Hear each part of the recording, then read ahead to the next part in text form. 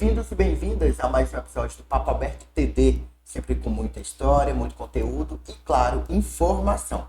E o programa de hoje está imperdível e era algo que eu queria muito conversar com vocês. Então, quase todos os assuntos eu sou suspeito em falar, esse também não deixe de ser. E olha, uma história divertida que nos permite visualizar novos processos internos, mesmo que seja por meio de uma animação, de um desenho de animação.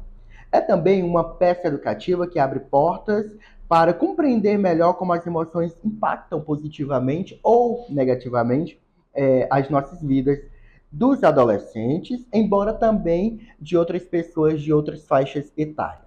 No primeiro filme, a jovem Harley tem que lidar com a alegria, a tristeza, a raiva, o medo, o nojo. Já no segundo, o alerta de puberdade é acionado e novas emoções chegam a uma sala de controle, ou seja, ao cérebro. Ansiedade, vergonha, tédio e inveja forma essa nova turma na cabecinha da pequena. Mas o que há de ciência por trás disso tudo? O filme ele foi feito com roteiristas, consultando, sempre pesquisando psicólogos, psiquiatras, para elaborar uma trama incrível que está envolvendo todo mundo, para esclarecer todo esse universo emocional, toda essa questão científica que está por trás do filme Divertidamente 2. A gente recebe Kalina Galvão. Muito obrigado por atender nosso convite. Bem-vinda. Obrigada, bom dia, eu que agradeço o convite. E a gente já vai começando querendo saber, Kalina, como é que é a responsabilidade dos pais, dos responsáveis nessa formação, nesse auxílio da formação emocional das crianças e dos adolescentes? Ótimo. O filme ele impactou não só as crianças e os adolescentes, né, mas principalmente os pais e cuidadores, né? E eu acho super interessante porque em uma das cenas do filme tem assim, puberdade, cuidado bagunça. Estamos na puberdade, né? E esse é um momento realmente de muita bagunça. E às vezes é um momento onde os pais eles se sentem mais vulneráveis, né, diante do crescimento dos filhos. Né? A sua pergunta, qual é a responsabilidade, qual é o papel? Né? Eu tenho certeza, por exemplo, que ou eu, ou você, ou quem está nos assistindo, não teve uma educação emocional, né? Não teve um repertório emocional para aprender a lidar com determinadas situações onde o seu pai, sua mãe ou alguém responsável por você chegou e te explicou o que estava acontecendo, né? O que fazia você se sentir daquela maneira, quais as possibilidades de você lidar com aquilo que estava acontecendo, né? Então, a responsabilidade é justamente essa. A orientação, a conversa, a explicação, o dizer que está tudo bem, né? Um momento de frustração, de não conseguir, um momento onde você não está se sentindo bem, está sentindo um sentimento ou uma emoção, né? Que ali não é prazerosa, mas que a gente precisa aprender a lidar com ela. Né? Então, essa é a grande, vamos dizer assim, a grande responsabilidade. É no ensino, na explicação.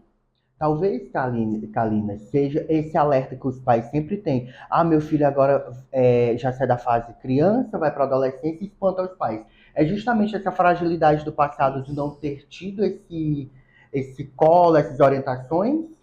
Também, mas o conhecimento auxilia ou a falta dele prejudica muito, né? Então, por que impactou? Porque eu saí de lá sabendo o que estava acontecendo, ou pelo menos ilustrar o que estava acontecendo na cabeça do meu filho, né? Coisas que eu não sabia anteriormente, né? Que eu poderia achar assim, que é frescura, né? Que é birra, né? Mas não é, né? São questões internas que acontecem necessariamente no processo de crescimento, de desenvolvimento e que precisa de um auxílio. Por exemplo, muitas pessoas não têm a ideia, muitos pais responsáveis não têm esse conhecimento de que o nosso senso de responsabilidade, né, e valorativo das coisas que a gente faz no dia a dia, ele acontece no nosso lóbulo frontal. E ele só vai estar organizado 100%, assim, pronto para a execução, a partir dos 24, 25 anos. Então, como é que a gente pode demandar, por exemplo, para um adolescente uma responsabilidade muito grande, para um pré-adolescente, né, uma organização, muitas vezes algo que ele não foi orientado e que cognitivamente, neurologicamente, ele ainda não consegue fazer sem o auxílio. Né? Bem Então, complexo. isso é complexo, complexo. né? Nós somos complexos. Agora eu fiquei espantado com a questão da idade, só com 24 anos. Por volta dos 24 anos. Mas isso não quer dizer que a gente vai deixar, às vezes, não, só com 24 anos ele vai conseguir fazer isso. Não, a gente precisa de uma base. Sim, claro. Né? Então, quanto mais cedo a gente auxilia, né, os pais aí auxiliem seus filhos numa organização de rotina, em saber lidar com a frustração, né, e dar para ele uma autonomia de acordo com as suas possibilidades, né, é um processo em que a gente vai auxiliar muito essa criança, né? E principalmente falando dos seus sentimentos. Perfeito. E, Kalina, falando diretamente do filme, que não tem como, é o Não. nosso plano de fundo, mas não tem como negar, tá mexendo principalmente com os adultos, como eu falei no início do programa. Como é que você analisa, como é que você está vendo essa questão do filme mexer com o cérebro das pessoas, com as emoções, e como é que as pessoas podem usar o filme a seu favor? Eu acho isso maravilhoso, né? Como você falou, a gente tenta usar ele como um pano de fundo, mas não dá. Ele mesmo entra, né? Por quê? Porque ele fala de algo que é muito necessário, eu posso dizer, da pandemia para cá, que é a saúde mental. Né? A gente excluiu por muito tempo a saúde mental e a pandemia, o pós-pandemia, trouxe essa necessidade, né, de volta.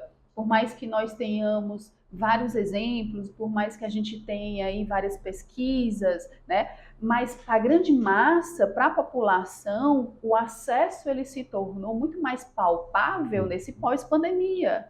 Né? Então o filme ele é uma dessas portas, uma dessa abertura para a gente falar sobre saúde mental.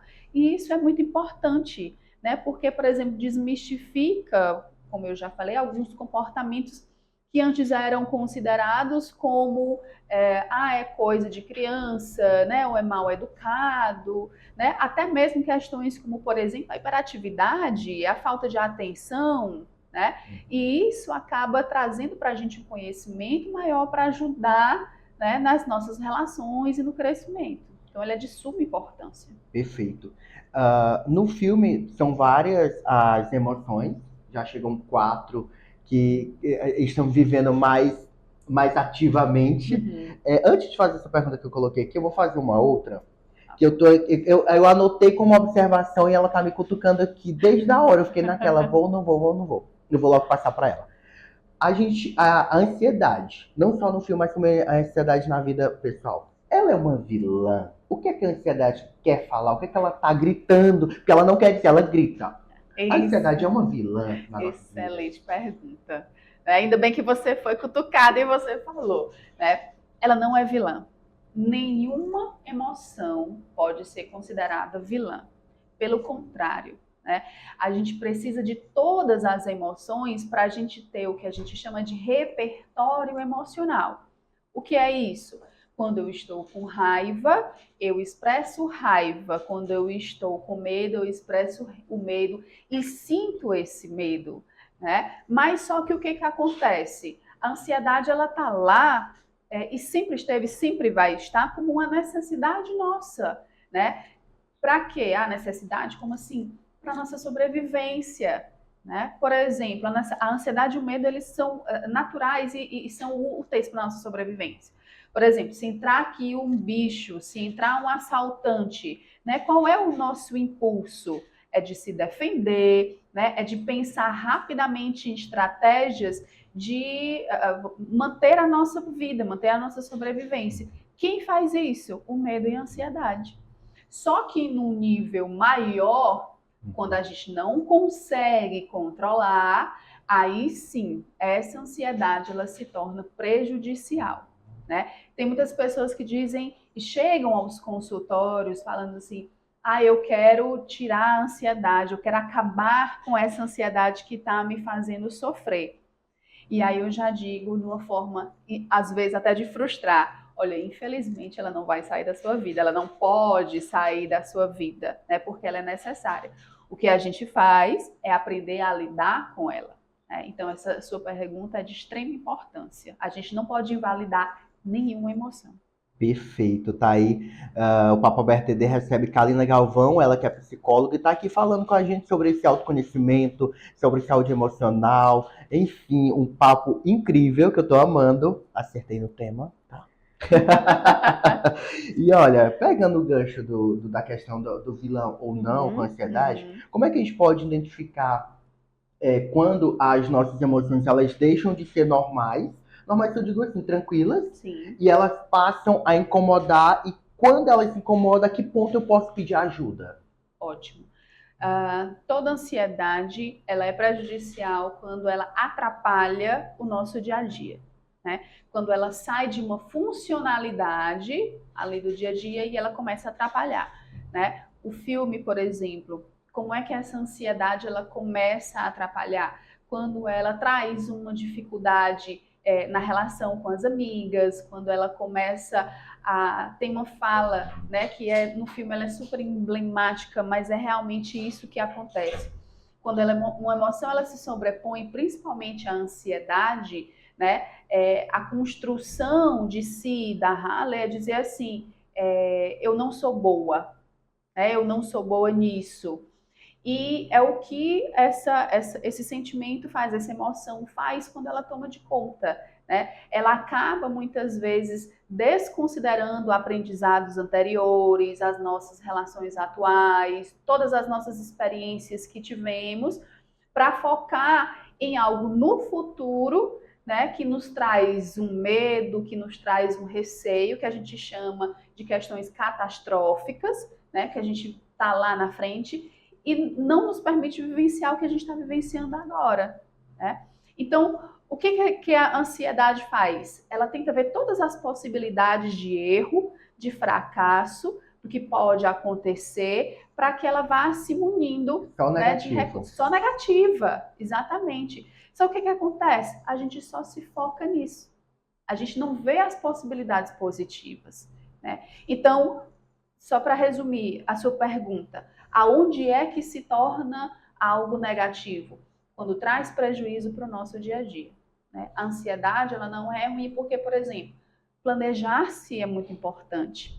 Você pensar no seu futuro, você pensar nas suas possibilidades, né? É muito bom, né? Só que eu não posso viver no futuro todo o tempo, com receio, né? E aí é onde a gente começa a acender as nossas anteninhas, a se preocupar. Perfeito. Tá aí, agora eu quero saber como é que a gente identifica e como é que a gente lida com essas mudanças de personalidade. Porque a gente tem a fase infantil, a fase criança, aí vem a adolescência, pré-adolescência, adolescência adulta. Como os pais, como também quem está passando pode estar lidando com essas mudanças. Pronto. Essa é a palavra. É aprender a lidar. Por quê? Porque a gente vai mudar em todas as nossas fases, né? Nós temos o que a psicologia pode chamar, por exemplo, de self, crenças centrais, ideias de si, né? A própria personalidade, né? Como algo imutável, como algo assim, eu sou assim, né? Só que não, nas nossas vivências, todas as nossas as experiências, elas vão nos trazendo aprendizado e a gente pode sim mudar de perspectivas, mudar de pensamento, mudar comportamento, né? E quando a gente entende essa fluidez, essa transformação que necessariamente vai ocorrer, né? Que nada é enrijecido no ser humano, a gente aprende a lidar com o inesperado, a gente aprende a lidar, por exemplo, com a vulnerabilidade, que muitas vezes as pessoas não querem, né? Ou tem. Não é que não queiram, é que realmente não sabem lidar, não foram ensinadas a lidar com essa vulnerabilidade, né? Então, a gente precisa ter esse equilíbrio, né? Não só de dizer assim, eu sou racional.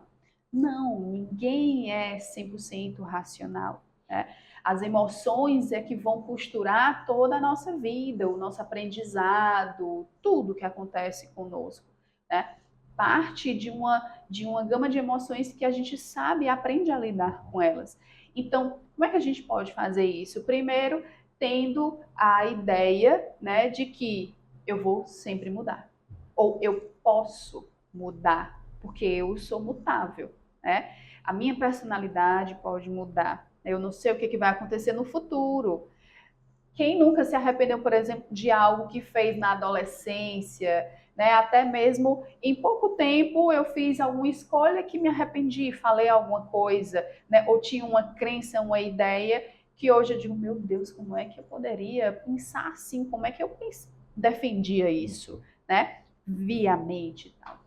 Mas a gente precisa entender que nós estamos nessa mudança. Então, acolher a mudança, acolher tudo aquilo que não é rígido e principalmente que não está no nosso controle, né? É super necessário. Perfeito. Esse negócio, essa parte de falar do meu Deus, como é que eu vivi com isso? É muito para relacionamento, né? A pessoa pega o Facebook, vai dar um tapa na cara. Como é que eu vivi esse tempo todo com essa pessoa? Exatamente. E depois passou transições, enfim.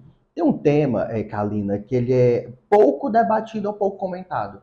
Convicções e crenças. Uhum. Como é que a gente pode analisar em relação às origens emocionais? Ótimo. Com o gancho que a gente estava falando, né, sobre a personalidade, essa construção, né, todas as nossas crenças, tudo ali que a gente vai acreditando e vai nos formando, vem, lógico, da nossa individualidade, né, porque tem um fator pessoal, tem um fator emocional, mas a gente não pode excluir o fator social, né? Todos eles vão interferir ali no processo. Então, por exemplo, nossas referências, né? Quem são nossas referências? Nossos pais ou os nossos responsáveis, quem nos criou, enfim, né? Os nossos modelos, vou colocar dessa maneira, né? O que eles fazem, o que eles dizem, as repercussões das suas escolhas, né? Elas entram também como uma forma da gente aprender, né? E criando, construindo as nossas crenças.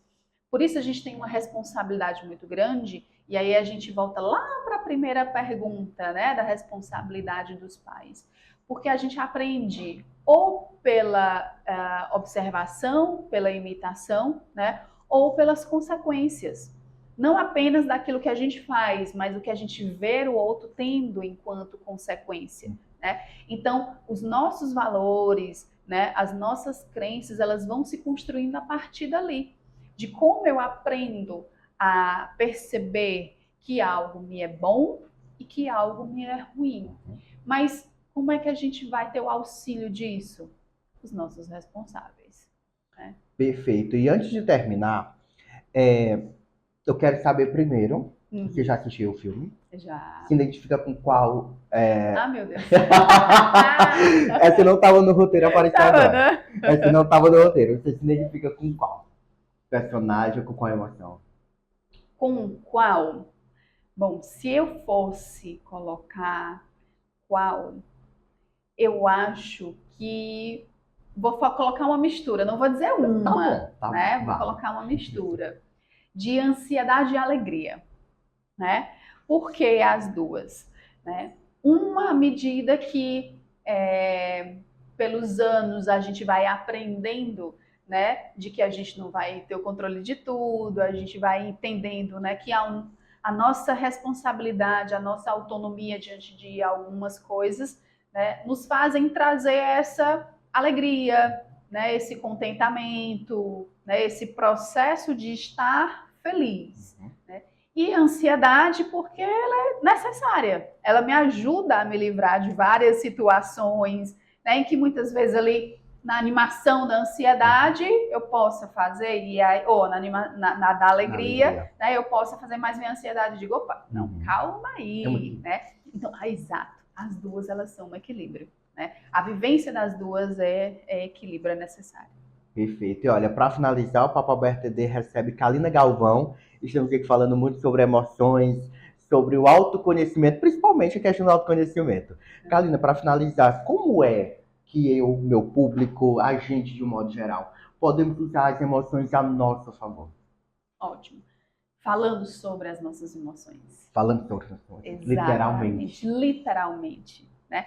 Não tendo medo de vivenciar as nossas emoções. Né? Eu acho que, por exemplo, nós vivemos em uma situação, né, num mundo em que nós somos extremamente cobrados para sermos produtivos, nós somos e vivemos dentro dessa produtividade com receio de mostrar essa vulnerabilidade, né? E isso muitas vezes nos vai causando ou uma frustração ou inibição de não sentir, de evitar as nossas emoções, né? Então, falar sobre elas, senti-las e entender que elas são necessárias, né, vai repercutir muito na nossa saúde mental, né? A gente tem, por exemplo, questões de saúde física, né, e de comportamentos prejudiciais que podem vir de consequências por não saber e não de pessoas de não terem essa possibilidade de falar sobre suas emoções.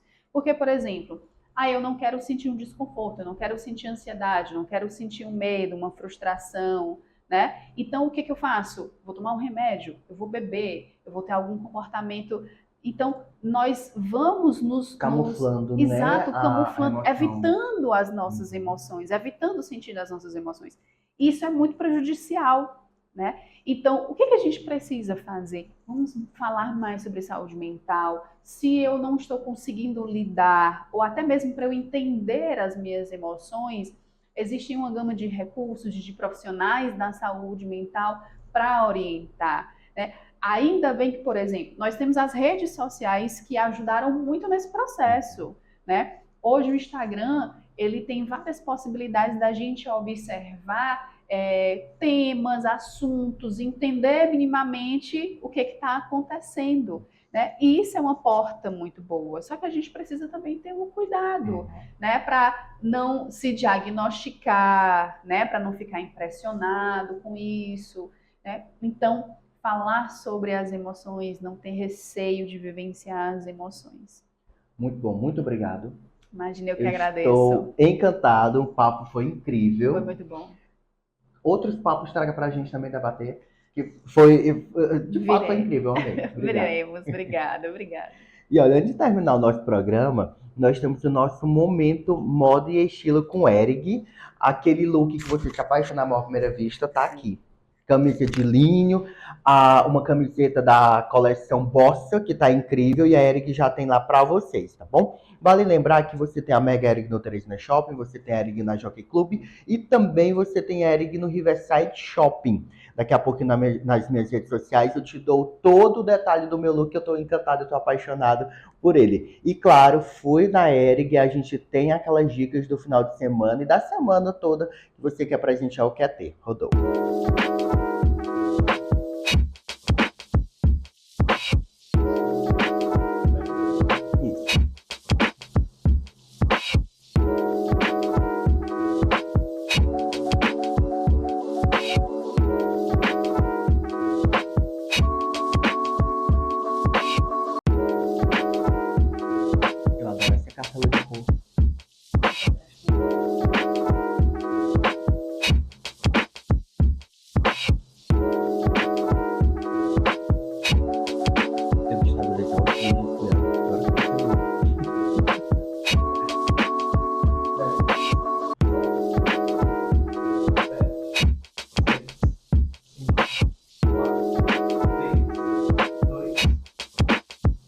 E olha, a dica que eu dou para vocês é sempre um acessório, ou cinto, ou uma bolsa, uma carteira, um boné, enfim, ele deixa o look ainda muito mais despojado, e aí, por um lado despojado, e outro sofisticado também, dependendo do acessório que você usa. Portanto, não esquece, @ericteresina, vocês têm as novidades, as dicas da semana e muito mais. O nosso Papo Aberto fica por aqui, a gente volta a qualquer momento, e não deixe de acessar o teresinadiário.com e ficar muito bem informado. Até a próxima.